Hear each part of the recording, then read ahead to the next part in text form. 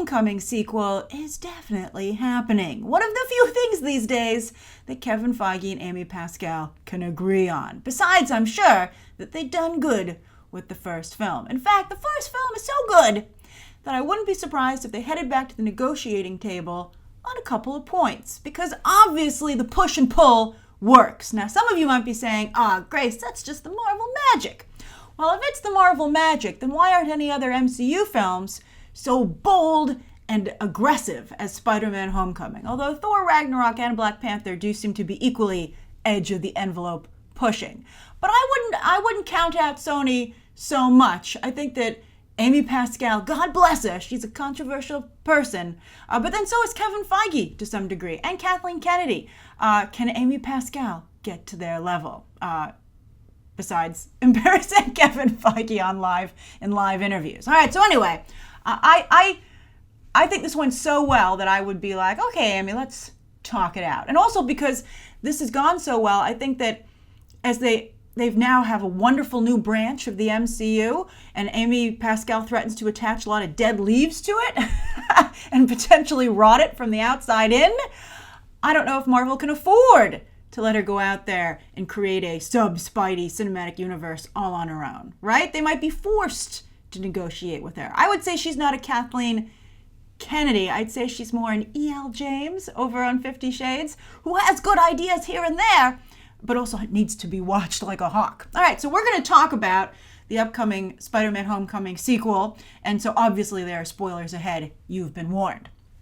Now, Spider-Man Homecoming has 2 end credit scenes. One, they could maybe set up the sequel. It doesn't make any promises, and quite frankly, my vote would be no. I think there are other more interesting things to include in the sequel, which I'm sure will be just as jam-packed as this first movie. And then there's the second end credit scene, which is absolutely hilarious.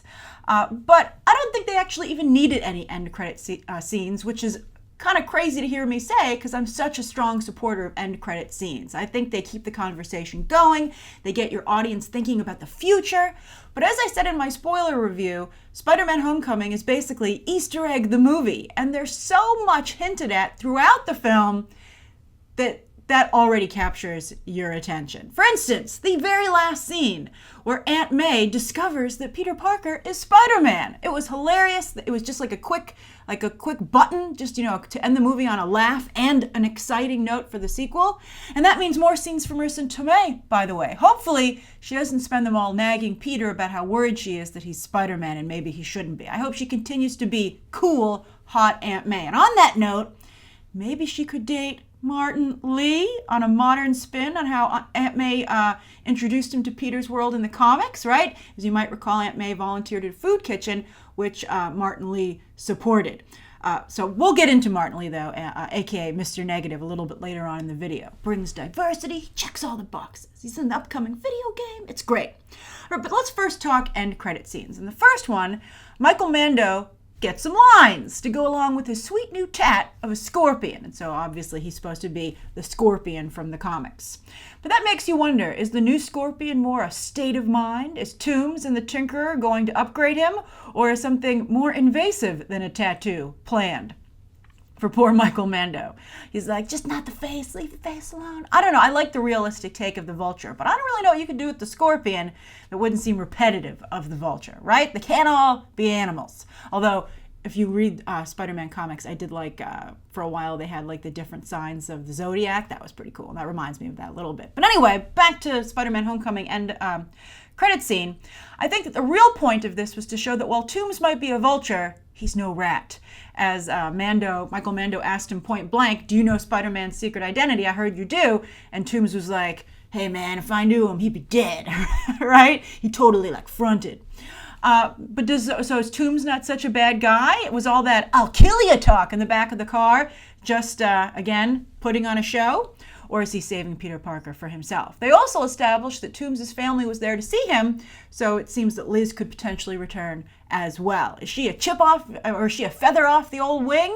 That could be interesting, although I didn't see any of those qualities in Liz whatsoever in the movie, so it would have to be a really new turn for the character. She's like, I'm suddenly interested in shop glass.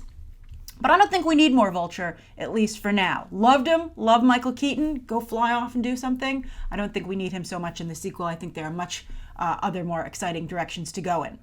Then, of course, the other end credit scene is a super meta Captain America PSA about patience, like when you wait for an end credit scene. And there isn't one, that's about the upcoming movies. I thought that was fabulous. And only Chris Evans could be personable enough to make us not angry at having sat through the whole credits for that. I thought it was great. I also liked at the very end when he's like, how many more of these do I have to do? And I was like, oh, if there's any kind of Marvel god, Kevin Feige, you have a lot more to do. I love it. And this is a great segue into the news that another Avenger will join Peter Parker for Spider-Man Homecoming 2. It will not be Iron Man. Will it be Cap? That seems like the obvious choice. I mean, they're both from the New York City area, right? I loved that moment in Civil War when they're both like, Queens, Brooklyn. I thought that was fabulous. And also, they're both obstinately for the people. I also think that only Cap could get Peter Parker's decision not to join the Avengers and to turn down that amazing Spidey suit. I think he would be like, I feel ya. And I not only feel ya, but that means we're so alike. Let's talk about it. Let's talk about tough decisions, Peter, and how tough, unpopular decisions, basically, right?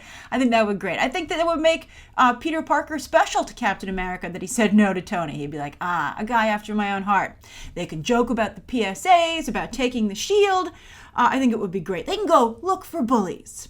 I also think, by the way, that MJ would so get along with Steve Rogers. Like two peas in an SJW pod. Don't get them in a room together talking. They'll never leave. I also think she would be so supportive of his relationship with Bucky, no matter what it might be. I can't resist. Okay, so anyway, we have to also remember that Cap might not be cleared of his crimes by 2019, and he might even not still be alive. We'll see what happens in Infinity War. My money is on Cap, because of course they still have to check that box of Cap storylines. Never mind that Kevin Feige splintered them, whatever, it's fine, everything's going really well. Now, if they don't go with Captain America for one of those two reasons, Black Widow has a lot of experience, unfortunately, propping up other Avengers movies. Although, after Ghost in the Shell, it's a little bit Scarlett Johansson's fault. Thor would certainly make life hilariously difficult for Peter Parker. Or how about the other Science Bro, although they've already teamed up in Thor Ragnarok. Or, if we want to set our sights really high, oh please could we have a Deadpool, at least cameo. That would be absolutely fabulous. I mean, if two studios can get along, why not three? Especially when they have insanely popular characters that fit together. Deadpool and Spidey do have a very special relationship, although careful not to crush too hard, Wade. This Spidey's underage. I know some of you are like, first Bucky, now Deadpool, what the heck? You need to read some comics if you don't understand the Deadpool-Spidey relationship. All right, for all of you who accuse me of not doing it. All right, so that's the problem with comics, though. There's so many of them. Sometimes you miss certain lines, and so you don't see everything that's out there. I think Deadpool, speaking of splintering, that's always been my problem, that he's splintered to cater to different audiences. And so when you're trying to create something for everyone, it's problematic. But anyway, speaking of crushes, MJ seems to be developing one pretty quickly on Peter Parker, as is hinted at the end of Spider-Man Homecoming as well. That's another kind of end credit scene when she's like, my friends call me MJ. You're like, Mary Jane. We just hit the jackpot, Tigers. And you'll see that that's the name of the school. That's his academy. They're the Tigers. Love it. But I just want to make sure that in Spider-Man Homecoming 2, she doesn't get a makeover that turns her into Zendaya. I think that would be really bad, because I think the edgy, no makeup Alicia Keys look that she's got going on is a refreshing leading lady for not just any movie, but for superhero movies in particular. So let's keep it that way.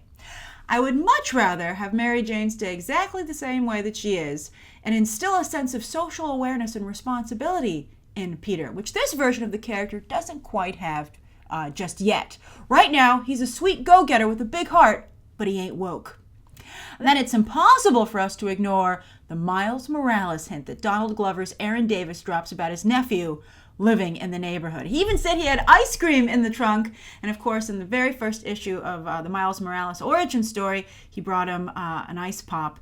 And that's how, Miles came over for ice pops, and that's how he ended up getting bitten by a spider that Aaron Davis had accidentally stolen. fabulous. If you haven't read the Miles Morales origin story, you should read it. It's really good. But they're making an animated Miles Morales movie in 2018, next year, which will presumably be that origin story. Check out my video focusing on that. There's a link down below in the video description. And Miles has even been teased in the new Sony video game. That was a fabulous teaser. He looked so cool. So why can't he then also show up in Spider-Man Homecoming 2 as a live-action character? I mean, Tom Holland and Shameik Moore, who voices Miles in the animated upcoming movie, are just a year apart in age. I mean, come on. I would feel bad for Sony if they did not do this. And I can't imagine that Marvel wouldn't do it. Although maybe we should reverse that, because the MCU has been slow in just one area, and that's diversification. So maybe Sony would be the one to push for it. And if Amy Pascal gets her way, another 2018 Sony Spidey character could show up, just for a cameo, Tom Hardy's Venom. I would actually really like that. And I mean, to be honest, Kevin Feige, I'm sure of this, will keep these characters out of his movies, but is he really going to fight so hard to keep them out of her movies, right? Out of the Sony movies, right? I mean, I think it's just going to get too awkward. I don't see a way around it, to be perfectly honest with you. Then as for villains, because I think it looks like Venom's Tom Hardy is going to be an anti-hero. As for villains, in keeping with Spider-Man Homecoming's diversity, which needs to be plussed, we talked about that in my spoiler review. They kind of cheated a little bit. But if we can bring in Miles Morales, right, and then Mr. Negative as the villain, oh, that would really be fantastic. He's visually cool, and he brings an upscale villain vibe to the movies that the Osborns used to bring. It is way too early, by the way, for the Osborns to come back, if they should ever come back. And since Spidey insists on keeping his head low for now, maybe he could run into some Defenders whom he's always shared villains with. But then again, I think that Sony has so many toys already, why risk bringing this Spidey a little too low to the ground? You know what I'm saying?